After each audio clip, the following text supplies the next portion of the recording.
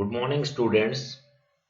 In the series of paramecium chordatum, this is the second part. In the previous lecture, we had discussed about the external structures in the paramecium chordatum, and in today's lecture, we will be focusing on the internal structures of the paramecium chordatum. Myself, Dr. Balram Sai, Assistant Professor in Zoology, Government Dunga College, Bikaner.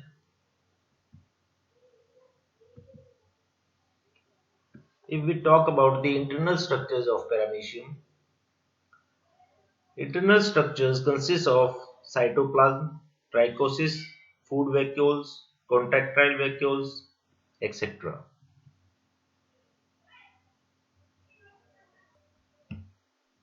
Cytoplasm within pellicle is differentiated into two types, that is the ectoplasm and endoplasm, which we will be discussing in the upcoming slides in detail. In ectoplasm, we will be discussing about the trichosis and the infraciliary system, and in the endoplasm part we will be discussing about the food vacuole and the contractile vacuoles. This is the cytoplasm part comprising of the ectoplasm and the endoplasm.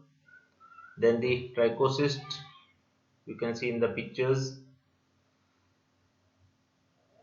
Then the food vacuoles, forming of food vacuoles, and the cyclosis process going on,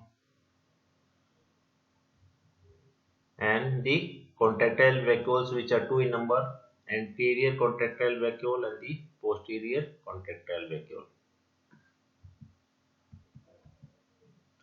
Ectoplasm.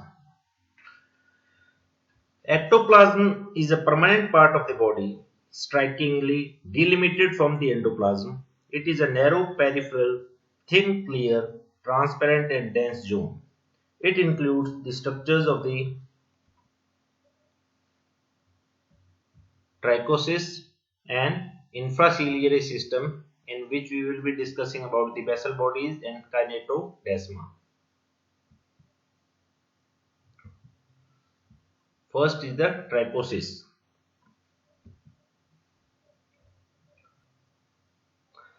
These are small, oval or spindle-shaped structures situated in the ectoplasm, alternating with the basal bodies and oriented at right angles to the body surface.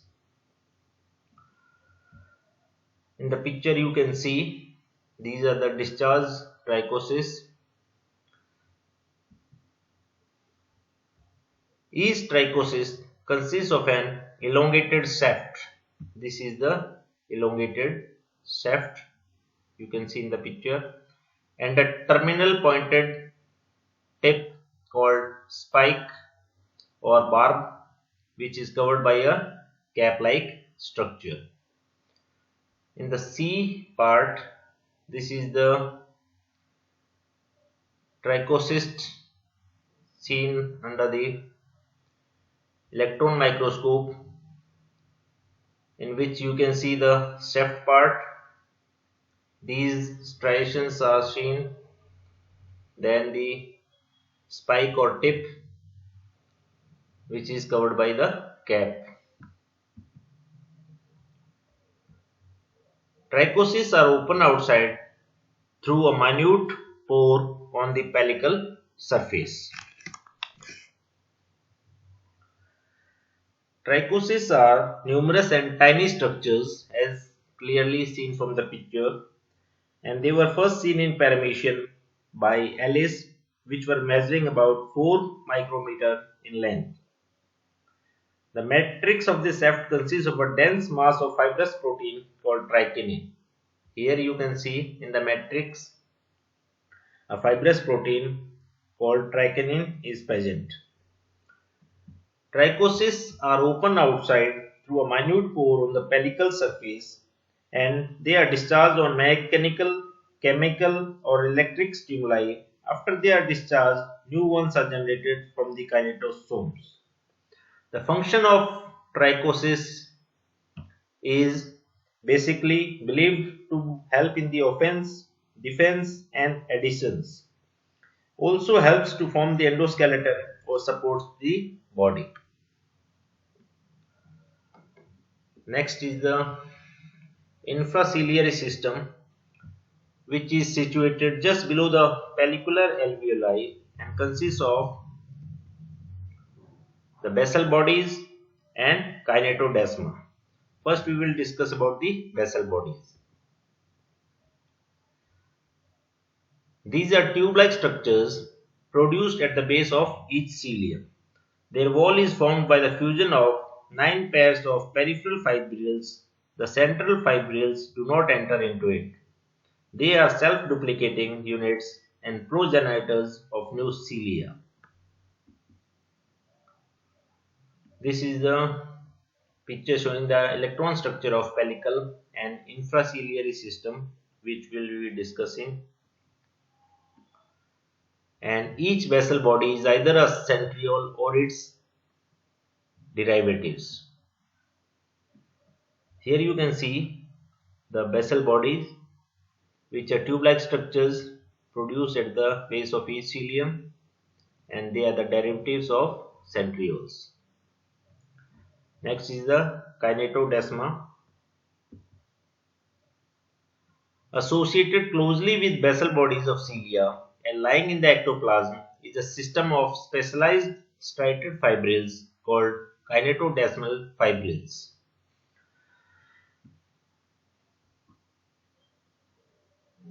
It joins its counterparts from the posterior kinetosomes, forming a bundle of overlapping longitudinal fibrils called kinetodesma, plural kinetodesmata.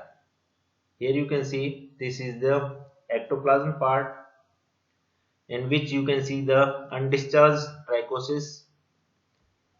These are the kinetodesma, and these are the basal bodies, kinetosome, and these are the openings of the trichosis. Here you can see these are the openings, and these are the alveoli, and these are the cilia, and in between them is the circumciliary spaces, and this part comprises is known as pellicle, and this is the outer membrane. Here you can see the inner membrane. In kinetodesma, it is important that a longitudinal row of kinetosomes with their kinetodesmata forms a longitudinal unit called kinete, which is a characteristic of all ciliates or kinetia, makes the infraciliary system of ciliate. The kinete lie in the cortex below the pellicle, and their number remains constant for each ciliate. The function of infraciliary system is to control and coordinate the movements of the cilia and brings about the formation of organelles in cell division. Example, in paramecium, one set of kinete is solely responsible for the formation of mouth.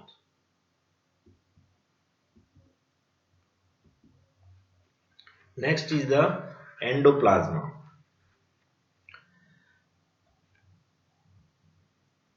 Endoplasm is a large, central, granular, voluminous and semi-fluid zone of the cytoplasm and contains many cytoplasmic granules as well as other inclusions and structures of specialized nature. The cytoplasmic inclusions are mitochondria, Golgi apparatus, crystals, granules and chromidia, etc. Other structures include nuclei, numerous food vacuoles and contractile vacuoles.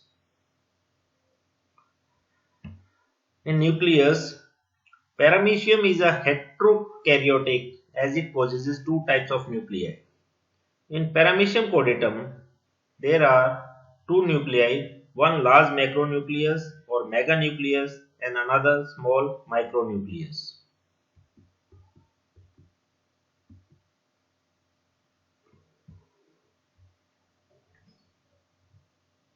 In meganucleus, which is a conspicuous ellipsoidal or roughly kidney-shaped body and is located in the middle dorsal part of the body opposite to cytopharynx. In the picture you can see the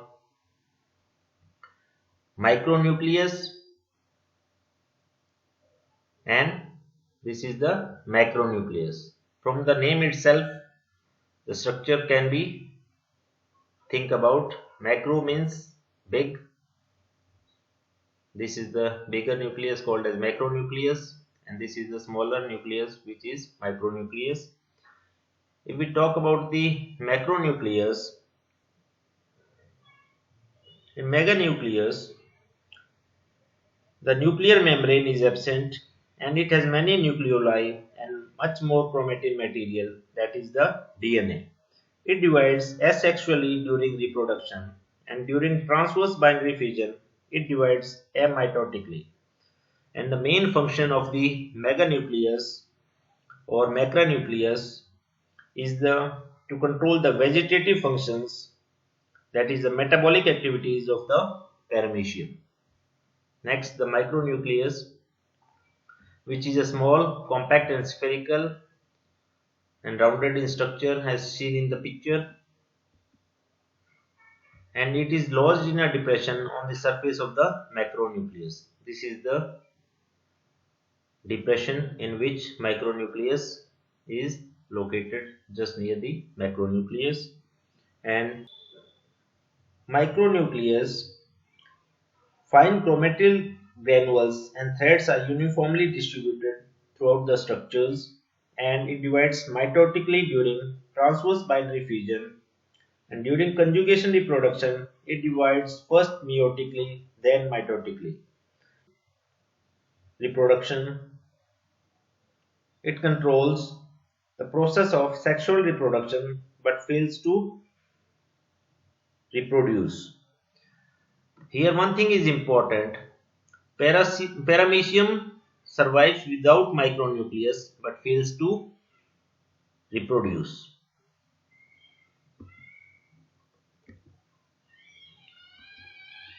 Next is the contractile vacuoles. There are two types of contractile vacuoles present in the paramecium, occupying a somewhat fixed position in the endoplasm. They open to the outside through a permanent pore in the pellicle of the dorsal side of the body.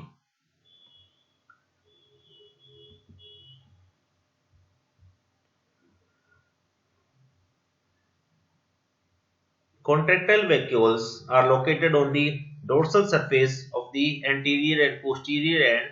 Here you can see from the picture anterior contractile vacuole at the anterior end and the posterior contractile vacuole present at the posterior end. Each contractile vacuole is surrounded by a circlet of 6 to 10 long, narrow, spindle-shaped radial canals extending far into the cytoplasm. Here you can see the radial canals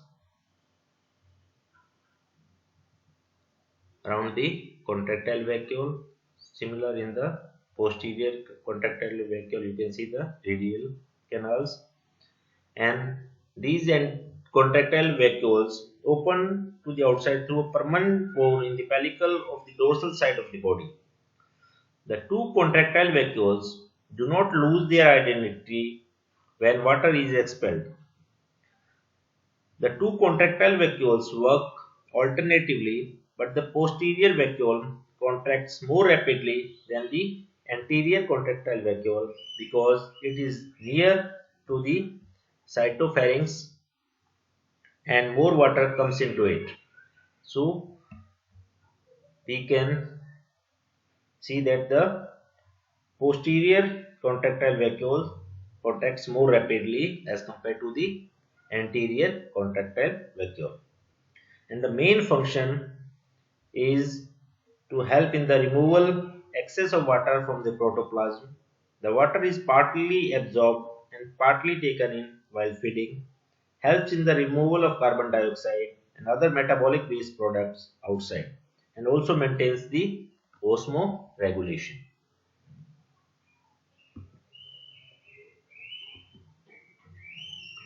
Next is the food vacuoles. Numerous non-contractile vacuoles present in paramecium are called as food vacuoles. From the picture you can see the numerous food vacuoles. You can see Volkonsky 1934 proposed named gastrioles for these food vacuoles, and these can be seen moving with the streaming endoplasm, the process called as cyclosis.